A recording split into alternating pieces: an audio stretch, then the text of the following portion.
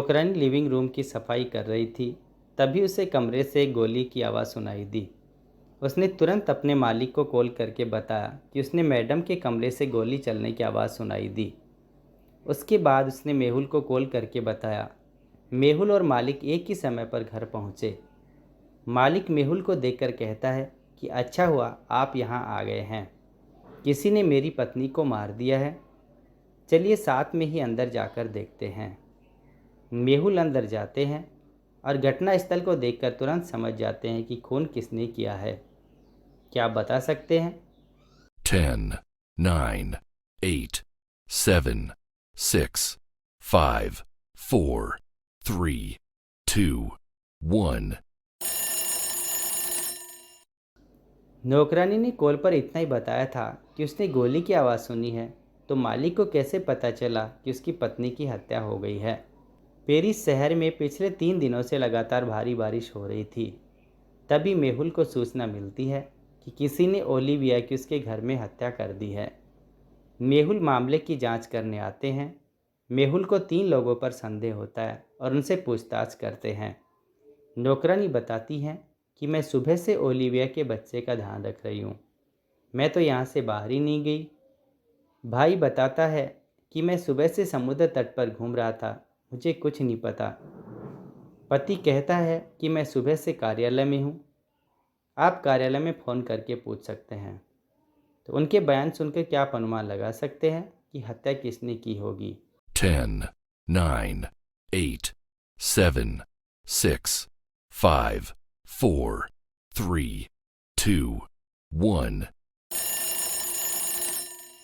जब पेरिस में पिछले 3 दिनों से बारिश हो रही है, तो भाई समुद्र तट पर कैसे जा सकते हैं?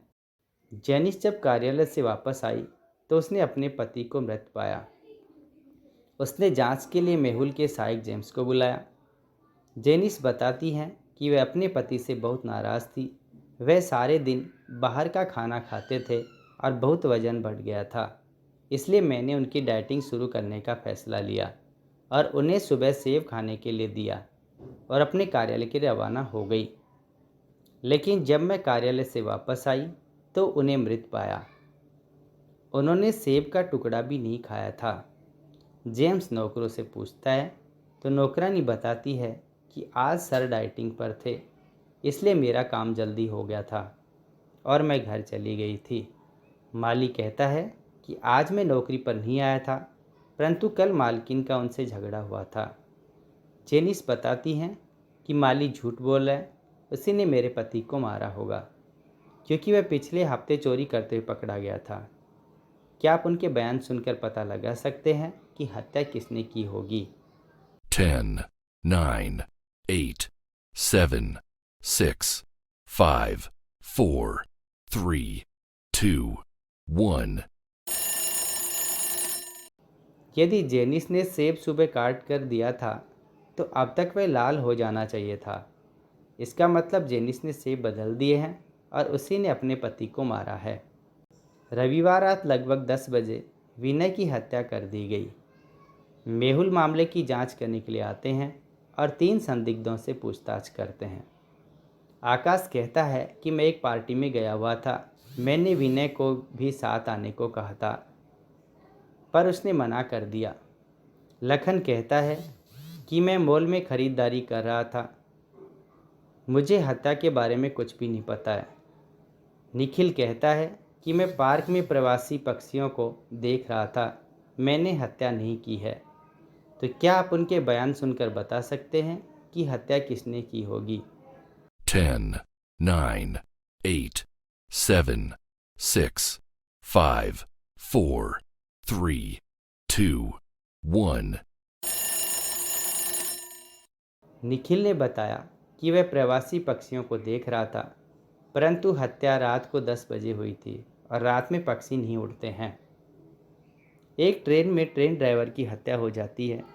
मेहुल मामले की जांच करने के लिए यहाँ पहुँचते हैं और संदिग्ध लोगों से पूछताछ करते हैं। मैकेनिक कहता है कि ट्रेन का एक बल्ब खराब हो गया था, मैं उसे सही कर रहा था। सज्जन कहता है कि मैं बेघर हूँ और इस ट्रेन में यहाँ वहाँ घूमता रहता हूँ। सैम कहता है कि अगली पारी मेरी थी, मैं इस ट्रेन का ड्राइवर हूँ। तो जब मैं कोच में पहुँचा तो इसे मृत पाया। क्या आप उनके बयान सुनकर बता सकते हैं कि हत्या किसने की होगी? 10, 9, 8, 7, 6, 5, 4, 3, 2, 1. सज्जन ने बताया कि वह बेघर है, लेकिन उसका मोबाइल और घड़ी देखकर तो ऐसा नहीं लगता है। Thanks for watching this video. अगर आपको यह वीडियो पसंद आया हो तो कृपया इस वीडियो को लाइक करें, और अगर आप हमारे चैनल पर पहली बार आए हैं तो कृपया मेरे चैनल को सब्सक्राइब करें और नए वीडियो अपडेट पाने के लिए घंटी आइकन पर क्लिक करना ना भूलें।